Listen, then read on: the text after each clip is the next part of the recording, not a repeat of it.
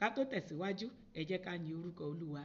Ìwọ ni mo yìn lógo Bàbá, ìwọ ni mo yìn lógo Bàbá, ọba tó lágbára lọ́run àti láyé, orúkọ rẹ̀ borí gbogbo orúkọ.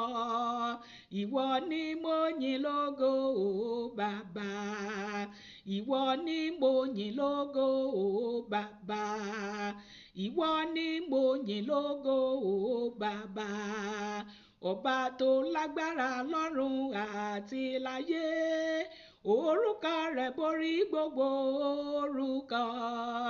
Ìwọ ni mo yìn lógo Bàbá. Amen. Ẹ jẹ́ ká gbé bíbélì wa ká ka ẹsẹ̀ ọ̀rọ̀ Ọlọ́run èyí tó ní fún wa lówùúrọ̀ yìí. Orin Dáfídì, orin 125